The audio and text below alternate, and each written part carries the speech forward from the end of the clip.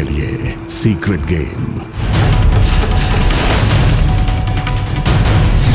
क्या येदियुरप्पा की कुर्सी बचेगी या फिर पलट जाएगी सत्ता की बाजी? येदियुरप्पा को इतिहास का डर।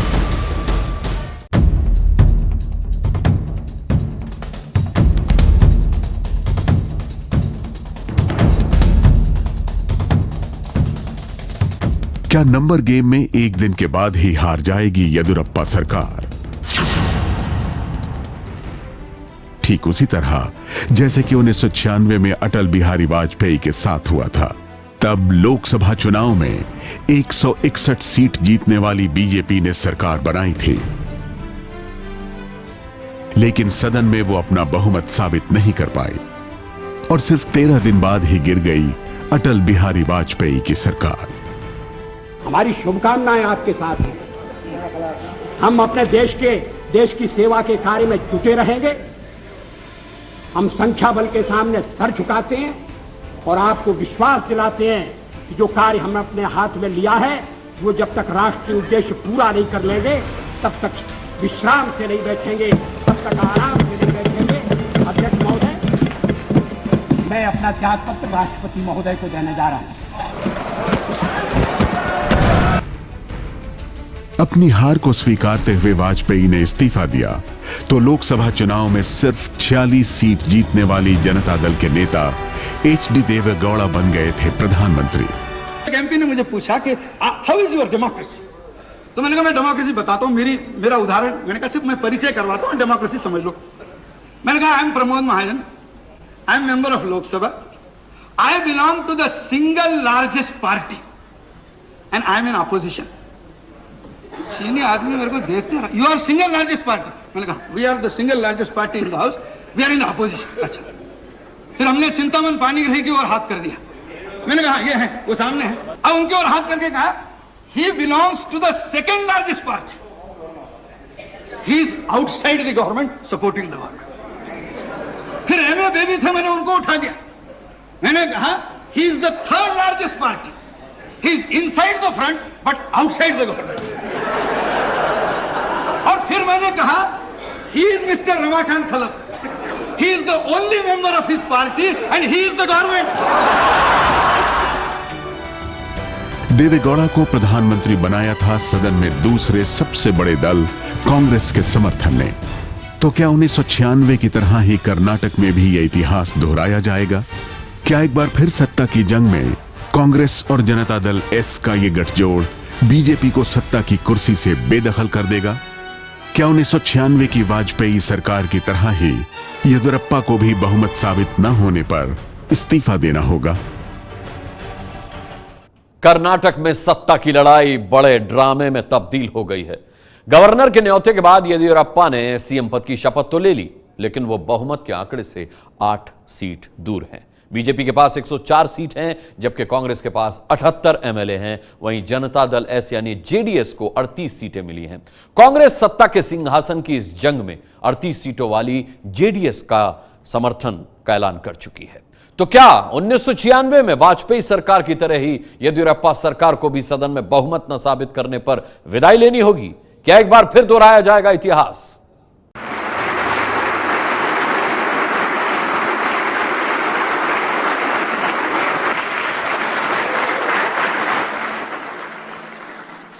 कि मैं विधि द्वारा स्थापित भारत के संविधान के प्रति सच्ची श्रद्धा और निष्ठा रखूंगा। मैं भारत की प्रभुता और अखंडता क्षुण्ण रखूंगा। मैं संघ के प्रधानमंत्री के रूप में अपने कर्तव्यों का श्रद्धा पूर्वक और शुद्ध अंतःकरण से निर्वहन करूंगा। अटल बिहारी वाजपेयी के नेतृत्व में बीजेपी ने पहली बार केंद्र में अपनी सरकार बनाई। बीजेपी को यह मौका इसलिए मिला क्योंकि 1996 के चुनाव में वो सबसे बड़ी पार्टी बनकर उभरी। तब बीजेपी को कुल 161 सीटें ही मिली थी, जबकि कांग्रेस को 140, वहीं जनता दल को 46, सीपीएम को 32, सीपीआई को 12, समाजवादी पार्टी को 17 और डीएमके को 16 सीटें मिली। कुल मिलाकर किसी भी पार्टी के पास लोकसभा में बहुमत के लिए जरूरी 272 सीटें नहीं थी। सवाल यह था कि राष्ट्रपति सरकार बनाने का न्योता किसको दें। तब राष्ट्रपति शंकर दयाल शर्मा ने सबसे बड़ी पार्टी होने की वजह से बीजेपी को सरकार बनाने के लिए कहा। राष्ट्रपति शंकर दयाल शर्मा के इस फैसले से जनता दल और लेफ्ट के नेता नाराज हो गए। उन्होंने राष्ट्रपति भवन जाकर अपना विरोध जताया। गलती आप लोगों की है, इसके लिए आप लोग ही जिम्मेदार हैं।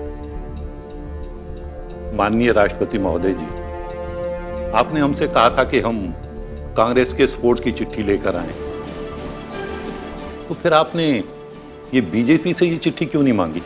सबसे बड़ा दल होने के नाते उन्हें मौका दिया गया है।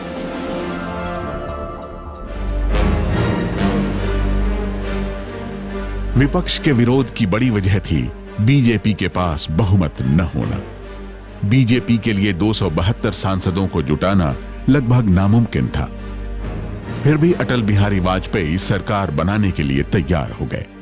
देश की स्थिति को देखकर संसद में सभी दलों का जो स्वरूप है उसका ध्यान करके अगर संसद के सदस्य अपने विवेक से इस नतीजे पर पहुंचते हैं कि भारतीय जनता पार्टी के पक्ष में जनादेश गया है, इन्हें सेवा का एक अवसर दिया जाना चाहिए, तो मुझे लगता है कि फिर हमें अपना बहुमत सिद्ध करने में कठिनाई नहीं होगी। बीजेपी को मालूम था कि उनसे वो विश्वास मत जीत नहीं पाएंगे, ये साफ था बीजेपी को। इसके बावजूद बीजेपी ने तय किया कि वो एक दावा पेश करेंगे और सदन में जाएंगे। इसमें लाल कृष्ण आडवाणी का ये मत था कि भाई हमें वहां जाना चाहिए और अपनी बात रखनी चाहिए और हमें ये दिखाना चाहिए कि देखिए हम किस तरह से कुर्बान हो गए, एक मार्टर की भूमिका में आ जाएंगे। बहुमत साबित करने के लिए बीजेपी को सहयोगियों की जरूरत थी।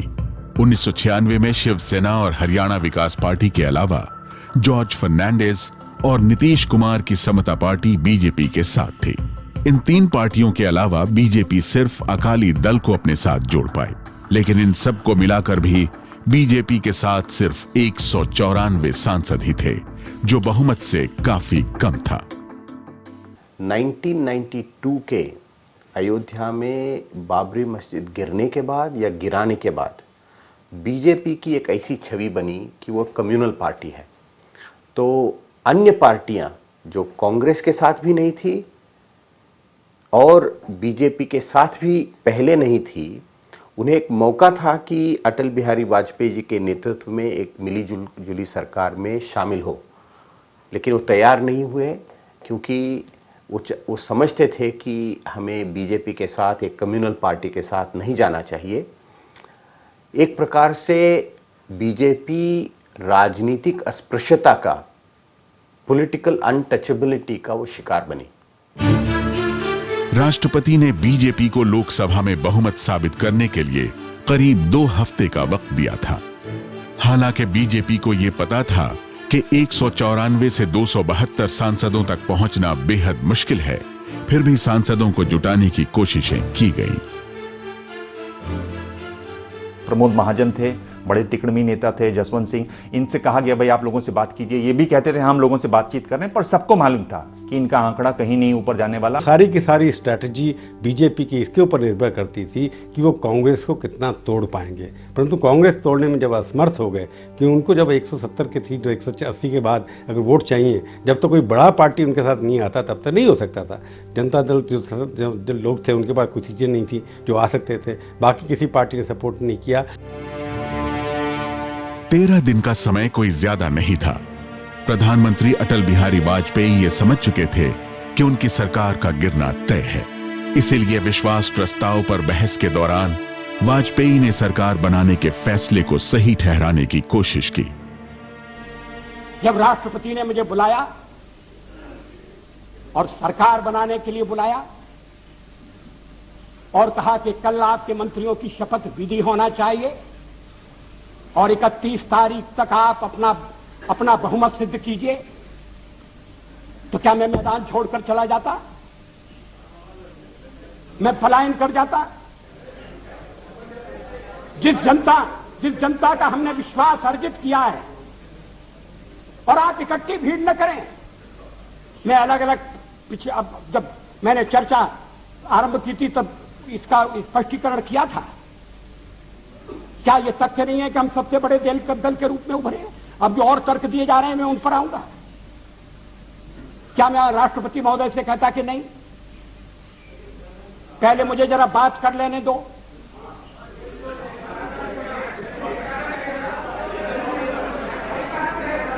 जब वो कह रहे हैं कि कल शपथ विधि होगी और मुझे समय दे रहे हैं 31 तारीख तक का, तो मैंने कहा कि 31 तारीख के जो समय दिया जा रहा है उसका मैं सदुपयोग करूंगा, अन्य दलों से चर्चा करूंगा, उनका समर्थन प्राप्त करने का प्रयास करूंगा, एक कॉमन प्रोग्राम के आधार पर हम आगे बढ़ सकें, इस तरह का वातावरण बनाने की कोशिश करूंगा।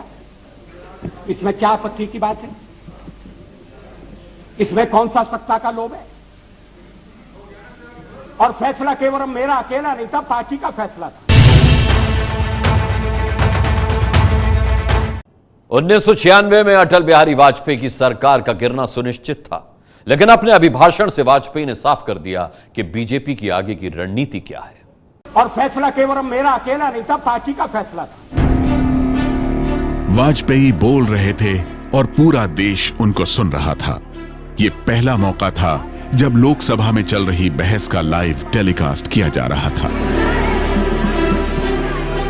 वाजपेयी ने इस मौके का पूरा फायदा उठाया और कुछ इस अंदाज में भाषण दिया जैसे वो अगले चुनाव की तैयारी कर रहे हों। आज प्रधानमंत्री हूं, थोड़ी देर बाद नहीं रहूंगा। वाजपेयी ने अपने भाषण में ऐसा संदेश देने की कोशिश की जैसे उनकी सरकार को जानबूझकर गिराया जा रहा हो, लेकिन विपक्ष ने उनको घेरने में कोई कसर नहीं छोड़ी। The Prime Minister quite candidly admitted that he does not have a majority. If he did not have a majority, if he knew he did not have a majority, then why did he move this motion? The hard reality is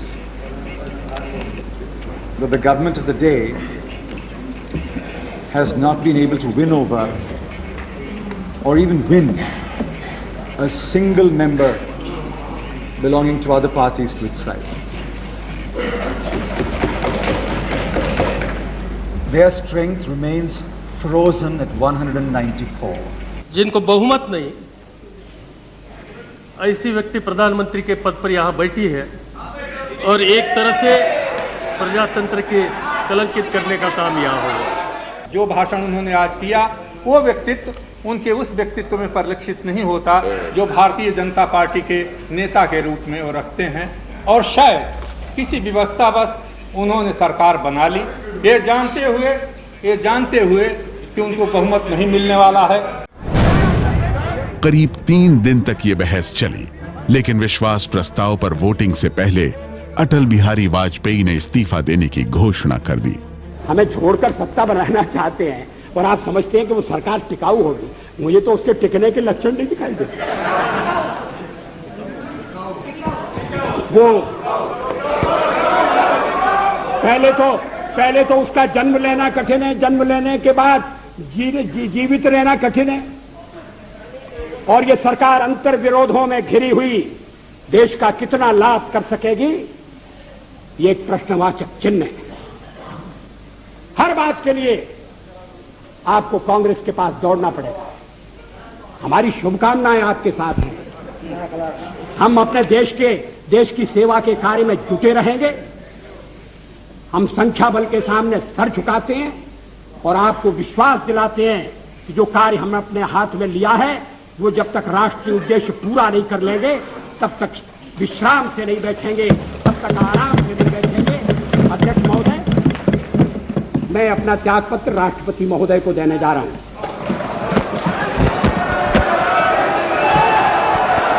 1996 में सदन में बहुमत साबित न करने पर वाजपेयी सरकार सिर्फ 13 दिन में ही गिर गई थी और उसके बाद कांग्रेस के समर्थन से सिर्फ 46 सीटों वाली जनता दल के नेता एचडी देवेगौड़ा बन गए थे प्रधानमंत्री।